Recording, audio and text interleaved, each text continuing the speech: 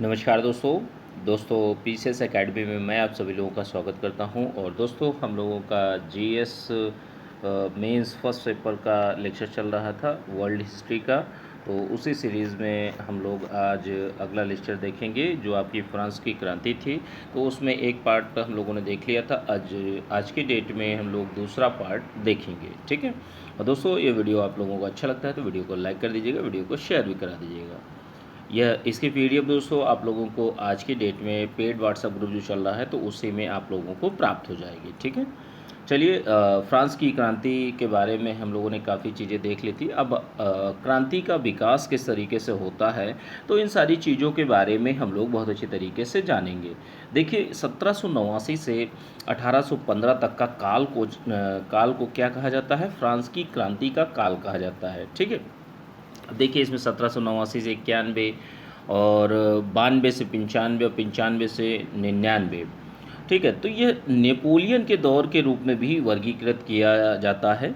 और इस पूरे दौर में क्रांति का स्वरूप जो है निरंतर बदलता रहता है, ठीक है। स्वरूप एक सा नहीं रहता, निरंतर परिवर्तित होता रहता है। प्रथम चरण में हम लोग देखते हैं कि क्रांति ने स्टेट्स जनरल की सभा, वेस्टल का पतन और किसानों द्वारा सामंतों पर हमले से बढ़ते हुए 26 अगस्त की उद्घोषणा के माध्यम से व्यवस्थित जो सरकार है वो उसने एक रूप ग्रहण कर लेती है। और इस उद्घोषणा में नागरिकों की स्वतंत्रता पर बल दिया जाता है, विशेषाधिकारों को समाप्त कर दिया जाता है जो कि कुलीन वर्ग और जो चर्च के लोग थे उनको प्राप्त होती थी, ठीक है। क्रांतिकारियों ने क्या किया कि राजा में सुधार करने के बजाय राजा के माध्यम से सुधार का मार्ग अख्तियार किया कि भाई राजा में हम सुधार नहीं कर पाएंगे लेकिन राजा को ही सुधार के लिए तैयार कर लिया जाए। तो ऐसी स्थितियों को तैयार किया गया, ठीक है। वैकल्पिक व्यवस्था निर्माण करने के लिए इस वक्त क्रांतिकारियों ने व्यक्ति स्वतंत्रता की घोषणा करते हुए रूसो का शब्द तो ग्रहण कर लिया लेकिन उसके गणतांत्रिक विकल्प को छोड़ दिया जाता है। वैकल्पिक व्यवस्था के निर्माण के लिए जब लोगों को राजनीतिक अधिकार प्रदान किए जाने लगा तो उन्हें सक्रिय और निष्क्रिय नागरिक प्रमाणों में बांट दिया जाता है। सक्रिय नागरिक कौन से होते हैं? वो नागरिक जो वित्तीय और शैक्षणिक रूप से सक्षम होते हैं, इन्हें ही मताधिकार का अधिकार रहता है। भाई मताधिकार उसी व्यक्ति को दिया जाएगा जो शैक्षणिक रूप से संपन्न होगा और आर्थिक रूप से संपन्न होगा, ठीक है। अब इसके बाद क्या होता है कि पेरिस की भीड़ किसानों के द्वारा कुलीनों पर हमले से विकसित होने वाली जो क्रांति का फल जो है मध्य वर्ग ने अपहृत कर लिया, ठीक है। और इसके बाद में हमले से आतंकित होकर कुलीनों और चर्च ने स्वैच्छिक रूप से अपने विशेषाधिकारों का त्याग कर देते हैं। भाई हमले होने लगते हैं और जो भीड़ ब्रेस्टिल पर हमला कर देती है। तो ये बहुत सारी घटनाएं होती हैं जिससे आहत होकर जो कुलीन वर्ग होते हैं, चर्च होता है, तो वह अपने विशेषाधिकारों को त्याग देता है, ठीक है। विशेषाधिकारों के समर्पण के बाद 26 अगस्त की उद्घोषणा उभर कर आई तो इन किसानों को निष्क्रिय नागरिक की श्रेणी में डाल दिया जाता है। सही अर्थों में अगर हम लोग ये देखते हैं कि क्रांति के बुजुर्गा वर्ग चरित्र को उद्घाटित करता है और रूसो की बजाय मॉन्टेस्क्यू की विचारधारा के ज़्यादा करीब रहता है, ठीक है। अब देखिए क्रांति का दूसरा चरण जो रहता है राजतंत्र और गणतंत्रवाद के अंतर्विरोधों के बीच में उभर कर आता है, ठीक है। राजतंत्र और गणतंत्र, भाई राजा का शासन होना चाहिए, लोगों का शासन होना चाहिए, इन्हीं के बीच में एक अंतर्विरोध के रूप में उभर कर आता है। जैकोबिन क्लब के लोग जो रहते हैं वो गणतंत्र और सामाजिक राजनीतिक रूप से पूर्ण रूपेण समतावादी व्यवस्था पर बल दे रहे होते हैं। इन्होंने ही पेरिस को अपना जनाधार बनाते हैं और दूर दराज के क्षेत्रों तक इन्होंने अपने संगठन को फैलाने का प्रयत्न किया होता है। इनके लिए परिस्थितियां तब अनुकूल हो गई जब प्रथम चरण के जो क्रांतिकारी थे तो उनके द्वारा क्रांति का संरक्षक घोषित किया गया और राजा के प्रति क्रांतिकारी शक्तियों के साथ गठजोड़ करने लगते हैं। तो ये कुछ घटनाएं घटित तो होती हैं, ठीक है। अब इसके बाद क्या होता है? फ्रांसीसी क्रांति का स्वर जो है स्वतंत्रता, समानता, बंधुत्ववाद, ये सारे के सारे स्वर जो होते हैं, इन शब्दों का चयन लोगों के द्वारा किया जाने लगता है। इनको हर तरीके से उठाने का प्रयास किया जाता है। इसीलिए पुरानी राज्य व्यवस्था के समर्थक अन्य यूरोपीय राजनीतिक शक्तियाँ जो हैं क्रांति को नवजात अवस्था में ही दबाने के लिए सक्रिय हो जाती हैं। जैसे ही अगर आज की डेट में हम कोई आवाज़ उठाते हैं तो उसी को अगर स्टार्टिंग में ही कोई दबाना चाहे तो दबा सकता है, ठीक है। तो ऐसे में क्या होता है, लुई 16वें ने ऑस्ट्रिया के राजा के आमंत्रण पर फ्रांस से बाहर निकलकर क्रांति के दमन की योजना को स्वीकार कर लिया, लेकिन अपने ही प्रयास में वह पकड़ लिया गया और वह वह न सिर्फ क्रांति विरोधी था बल्कि फ्रांस विरोधी भी करार दे दिया जाता है। इसी तरह से जो राजतंत्र होता है, राजतंत्र की समाप्ति हो जाती है, हो गई, और रोबेस्पियर के नेतृत्व में जैकोबिन क्लब को सत्ता प्राप्त होती है। तो ये कुछ लुई 16वें का पतन हो जाता है और उनसे सत्ता छिन जाती है। जैकोबिन क्लब के पास में ये सत्ता प्राप्त हो गई होती है। रोबेस्पियर ने क्रांति विरोधी आंतरिक और बाह्य शक्तियों का दमन करने के लिए एक कठोर शासन पद्धति की स्थापना करते हैं, जिसके तहत क्रांतिकारी शक्तियों के विरुद्ध उठने वाली किसी भी आवाज़ को क्रांति विरोधी और फ्रांस विरोधी करार दिया जाने लगता है। किसी भी प्रकार की विरोधी गतिविधि से निपटने के लिए रोबेस्पियर ने शासन का एक आतंकवादी रूप अपना लिया, जिसके परिणाम स्वरूप सत्ता निरंकुशतावादी हो गई होती है। और इसी में रोबेस्पियर कहते हैं कि शासन के दौरान मनुष्य स्वतंत्र नहीं था बल्कि स्वतंत्र रहने के लिए बाध्य था। उसकी अभिव्यक्ति की स्वतंत्रता समाप्त हो गई थी। कुल मिलाकर अगर हम देखें तो शासन की यह पद्धति क्रांति की मूल आत्मा के विरुद्ध भी थी और अपने विरोधियों को दमन करते हुए क्रांतिकारी सत्ता ने न जाने कितने ही क्रांतिपुत्रों का गला घोंट दिया। तंतोगत्ता क्या होता है, रोबेस्पियर को जो गुलेटिन पर चढ़ा दिया जाता है, ठीक है। गुलेटिन क्या है, एक तरीके से मारने का एक तरीका है, ठीक है। अब पिक्चर के माध्यम से दिखा नहीं सकता, ठीक है, क्योंकि थोड़ा सा एडिटिंग और ये सारी चीज़ें नहीं हो पा रही हैं। जल्द ही चीज़ें स्टार्ट होंगी, ठीक है। तीसरे चरण में क्रांति की सत्ता डायरेक्टरी के हाथ में आ गई होती है। तीसरे चरण में क्या होता है, जो सत्ता है डायरेक्टरी के हाथ में आ गई होती है, जिसके तहत एक बार फिर मध्य वर्ग जो रहता है क्रांति का अवलंब बन गया होता है। लेकिन यदि डायरेक्टरी के शासन पद्धति पर दृष्टि डालते हैं हम लोग तो देखते हैं कि वहाँ पर उस दौरान कदाचार आदि के मद्देनजर ऐसा कहा जाता है कि अब तक क्रांति अपने नैतिक और सैद्धांतिक आदर्शों से भटक चुकी थी। जनता दीर्घावधि अव्यवस्था के बाद एक व्यवस्था चाहने लगी थी कि ऐसी एक अच्छी व्यवस्था बननी चाहिए, एक ऐसी व्यवस्था जिसमें भले ही क्रांतिकारी आदर्श और सिद्धांत ना हो, सही अर्थों में फ्रांस की क्रांति का स्वर वैश्विक था। ऐसे भी क्रांतियाँ संक्रामक होती हैं, बहुत जल्दी फैलती भी हैं। इसी स्थिति में पुरानी राज्य व्यवस्था और फ्रांसीसी क्रांति के आदर्श एक साथ अस्तित्व में नहीं रह सकते। भाई पुरानी क्रांति और जो फ्रांसीसी क्रांति के जो आने वाले आदर्श हैं, ठीक है, तो वो एक साथ अस्तित्व में नहीं रह सकते, ऐसी बात कही जाती है। उसके बाद क्या होता है कि रोबेस्पियर के काल में क्रांतिकारियों ने अपनी रक्षा जो है सफलतापूर्वक कर लेते हैं और डायरेक्टरी के शासनकाल में फ्रांस न सिर्फ आंतरिक व्यवस्था का शिकार हो रहा होता है बल्कि विदेशी मोर्चे पर भी लगातार पराजित हो रहा होता है, ठीक है। तो जो डायरेक्टरी रहती है, डायरेक्टरी के पास शासन रहता है, लेकिन वह हर मोर्चे पर पराजित हो रहा होता है, जिससे क्रांति बनाम राष्ट्र की भावना उभरने लगती है। इसी पृष्ठभूमि में अपनी सैन्य सफलता और विशेष तौर पर विदेशी मोर्चे पर फ्रांसीसी गौरव को एक बार फिर से बहाल करने के कारण लोकप्रिय हो रहा होता है नेपोलियन बोनापार्ट, ठीक है। फ्रांसीसी सत्ता प्राप्त करने में कामयाब हो सका होता है और उसने स्वयं को यह घोषित किया कि मैंने देखा है कि फ्रांस का राजमुकुट धूसरित था और मैंने उसे तलवार की नोक से उठाकर अपने सिर पर रख लिया। तो यह सही अर्थों में फ्रांस की क्रांति परिस्थितिक जन्य तो थी, लेकिन इसकी प्रकृति जो थी स्वतः स्फूर्ति थी, मतलब अपने आप घटित होती है। इसीलिए इसके पास में आरंभ से कोई सुस्पष्ट कार्यक्रम नहीं था, विचारधारा, नेतृत्व, ये सारी चीज़ें नहीं थी। जैसा भारत में जो आपका 1857 का रिवोल्ट जो था, 1857 की क्रांति थी, उसके बारे में कहा जाता है। इसीलिए क्रांति निरंतर अपना स्वरूप बदलती रहती है और अंत में क्या होता है, टॉमस पेन की वह आकांक्षा सिद्ध होती है जो उसे फ्रांस की क्रांति के आरंभ में ही व्यक्त की थी। फ्रांस की इस क्रांति में एक तानाशाह पैदा होगा, ऐसा कहा था पेन ने, और नेपोलियन बोनापार्ट के रूप में उभरता है। फ्रांसीसी क्रांति के स्वरूप की जहाँ तक बात कर लेते हैं, तो देखिए किसी भी क्रांति के स्वरूप के अध्ययन के लिए संलग्न कितने वर्ग हैं, वर्गीय भागीदार, उनका क्षेत्रीय आधार क्या है, उनका कार्यक्रम क्या है, उनकी विचारधारा क्या है, और संबद्ध नेतृत्व जो है आदि बिंदुओं पर हमें देखना होता है। फ्रांस की क्रांति में मध्य वर्ग, कृषक, मजदूर, इन्हीं तीन वर्गों की मुख्य भागीदारी रहती है। कृषक और मजदूर के हितों को मध्य वर्ग से बस इसी हद तक जो समान थी, मतलब दोनों में समानता थी, कि इन सब के वंचित होने का मूल कारण एक तरफ तो निरंकुश राजतंत्र था, ठीक है, एक निरंकुश राजतंत्र में था, दूसरी तरफ क्या, विशेषाधिकार व्यवस्था, जो विशेषाधिकार कुलीन और चर्च को मिलते थे। फ्रांस में 1789 में जिस तरह की आक्रामक राजनीतिक गतिविधियां उभर कर आई, वो प्रायः मध्यवर्गीय कार्यपद्धति से भिन्न रहती हैं।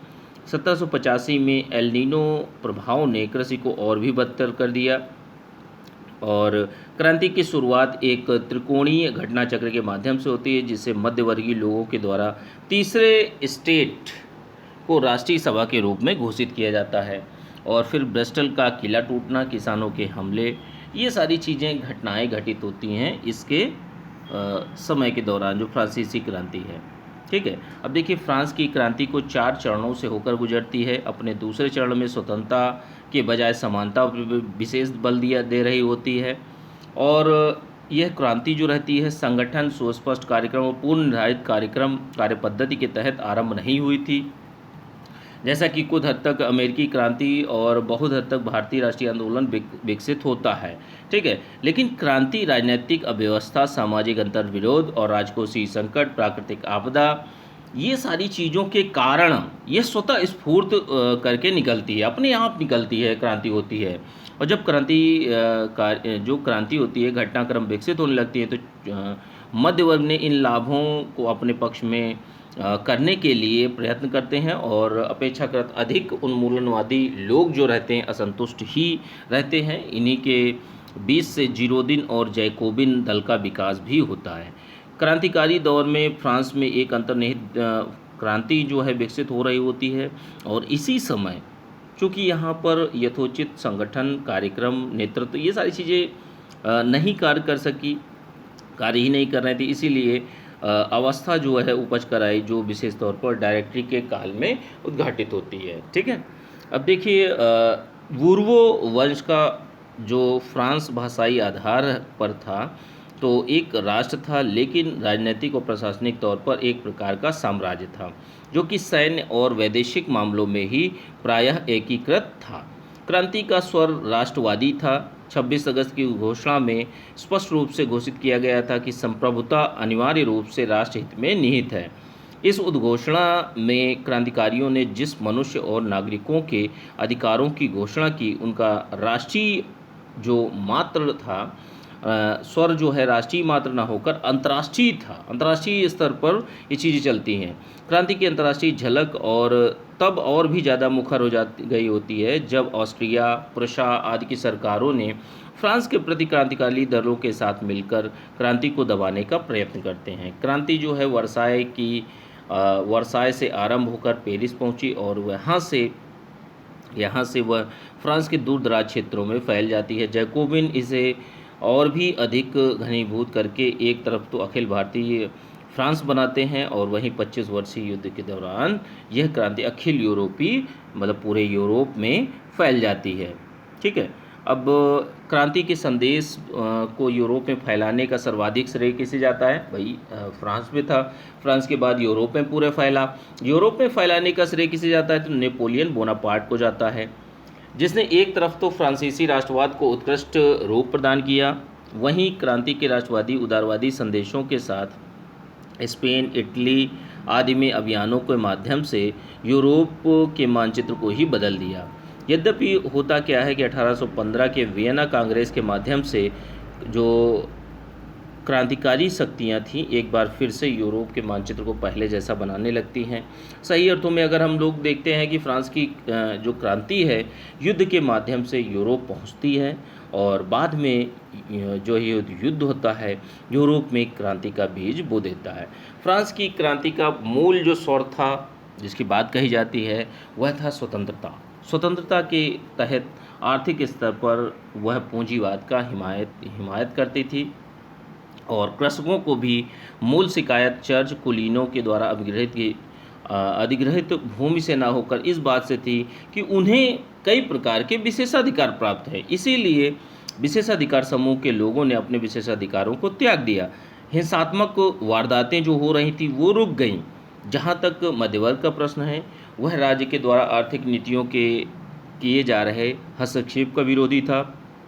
और यह भी है कि फ्रांस की क्रांति जो है पूंजी के निजी स्वामित्व के विरुद्ध न होकर मूलतः विशेषाधिकारों के विरुद्ध थी। इसीलिए क्रांति के आरंभिक चरण के बाद जब 26 अगस्त 1789 को एक व्यवस्थित आधार दार्शनिक आधार मिलता है, शिक्षा मिलती है, तो लोगों ने यह घोषित किए दिया कि संपत्ति का अधिकार अनुल्लंघनीय पवित्र अधिकार है और किसी भी व्यक्ति को तब तक वंचित नहीं किया जा सकता जब तक कि विधि के द्वारा अनुमति न हो। ठीक है, विधि भी इसी की अनुमति तब देगी जब वह सार्वजनिक हित से संबद्ध हो तथा संबंधित व्यक्ति की क्षति की पूर्ति पहले ही कर दी गई हो। ठीक है, तो ये कुछ बातें रहती हैं आपकी। अब क्रांति के प्रभाव, जैसे फ्रांस की क्रांति के प्रभावों को देख लेते हैं। तो देखिए, फ्रांस में राष्ट्र निर्माण में इसका योगदान रहता है। यूरोप में साम्राज्य के ध्वंस और राष्ट्रों के निर्माण में इसका योगदान रहता है। फ्रांस और पूरे यूरोप में उदारवाद के विकास का योगदान दिया जाता है फ्रांस की क्रांति का। विशेषाधिकारों की समाप्ति, समानता के अधिकारों की स्थापना, ये सारी चीज़ें भी इनमें योगदान माना जाता है फ्रांस की क्रांति का। राजनीतिक और समाज में धर्म की भूमिका को कमज़ोर करना और चर्च को राज्य के अधीन लाना, जिसे निर्णायक रूप से पवित्र रोमन साम्राज्य और चर्च को कमज़ोर कर दिया। इसके बाद क्या है, विश्व पूंजीवाद को अनुकूल आधार प्रदान करने में इसका योगदान करना। अब देखिए, फ्रांस की क्रांति का जो मूल स्वर है वो राष्ट्रवाद था और राष्ट्रवाद हो गया। इस आधार पर क्रांति के दमन के बाद भी 1820, 1830, 1848 में यूरोप में क्रांतियां उभर कर आती हैं, जिनका मेटरनिक जैसी प्रतिगामी शक्ति ने दमन कर दिया। लेकिन चूंकि क्रांतियां यथार्थ के गर्भ से उपजती हैं, इसीलिए यह यूरोप की पुरानी राज्य व्यवस्था मेटरनिक जिसका नेता रहता है उसको ध्वस्त करने में काफ़ी हद तक कामयाब भी रहती हैं। सही अर्थों में अगर हम लोग देखते हैं तो हम 19वीं सदी के जो यूरोप है, राजनीतिक यथार्थ है, तो इस पर अगर दृष्टि डालते हैं तो स्पष्ट होता है कि यूरोप में निरंकुश राजतंत्र और जो साम्राज्यिक शासन व्यवस्था थी, दो बड़ी चुनौतियां थी। वो कौन कौन सी थी? जहां समस्या सिर्फ निरंकुश राजतंत्र की थी, वह क्रांति ने उदारवाद के विकल्प को लोकप्रिय बनाया। लेकिन जिन राष्ट्रीयताओं के साम्राज्य के विरुद्ध राष्ट्रीय आंदोलन करना पड़ा, उन्होंने पहले तो उदारवादी रास्ता चुना, लेकिन बाद में जब क्रांतिकारी शक्तियों ने उनका दमन कर दिया तो सैन्यवाद, निरंकुशवाद के रास्ते पर चल पड़े। इस आधार पर राष्ट्रवाद, उदारवाद के विकास पर दृष्टि डालें तो 19वीं शताब्दी के फ्रांस की क्रांति का बहुत बड़ा योगदान उभर कर आता है। ठीक है, तो ये सारी चीज़ें हैं। अब सही अर्थों में अगर हम लोग बात करते हैं कि यूरोप में निरंतर विकासमान वाणिज्य व्यापार ने एक मध्यवर्ग को जन्म दिया और इसी ने पुनर्जागरण, धर्म सुधार आंदोलन, प्रबोधन जैसी चिंतन धाराओं को भी विकास किया। विकास की इसी प्रक्रिया ने व्यवस्था में परिवर्तन की मांग को प्रबल बना दिया। यूरोप की आबादी में व्यापक स्तर पर वृद्धि हुई, जो वहाँ के समाज के जननांकीय समीकरण को बदल रहा था और विशेषाधिकार एवं वंचित वर्ग के अंतर्विरोधों को और भी तीव्र कर रहा था। देखिए, क्रांति तो विद्यमान व्यवस्था के अंतर्विरोधों की अभिव्यक्ति मात्र थी, लेकिन परिवर्तन का मूल कारण जो था, क्रांति के पीछे जिम्मेदार शक्तियाँ थीं। 18वीं सदी के मध्य से इंग्लैंड में जो भी औद्योगिक क्रांति की शुरुआत होती है, वह 19वीं सदी में अखिल यूरोपीय हो जाती है, मतलब पूरे यूरोप में फैल जाती है। यूरोप के मध्यवर्ग को सशक्त करने में औद्योगिक क्रांति की भूमिका को सबसे महत्वपूर्ण माना जा सकता है। और एक इतिहासकार ने लिखा भी है कि यदि फ्रांस की क्रांति नहीं होती तो यूरोप का इतिहास वही होता जो है, क्योंकि वहाँ की आबादी में तीव्र वृद्धि हो गई थी, औद्योगिक क्रांति हो चुकी थी और अमेरिका की क्रांति हो चुकी थी। तो ऐसा कुछ बातें कही जाती हैं। अब देखिए, फ्रांस की क्रांति ने जिन तत्वों के विकास में योगदान दिया, उनके विकास के पीछे अन्य कई महत्वपूर्ण कारक भी थे। फ्रांस की क्रांति ने सही अर्थों में उसके विकास की गति को तेज कर दिया, यानी यह कम समय में ज़्यादा परिवर्तन करने में सफल रही। ठीक है, तो ये आपकी फ्रांस की क्रांति कंप्लीट हो गई है। अब इसके बाद अगले लेक्चर में हम लोग अगले उसमें मिलेंगे। और जो लोग भी paid WhatsApp group UPPCS mains 2019 और 20 का ज्वाइन करना चाहते हैं तो ज्वाइन कर सकते हैं। डिस्क्रिप्शन बॉक्स में डिटेल पड़ी हुई है, या तो मेरे नंबर पर मैसेज कर सकते हैं। ठीक है, चलिए ठीक है, थैंक यू देखने के लिए।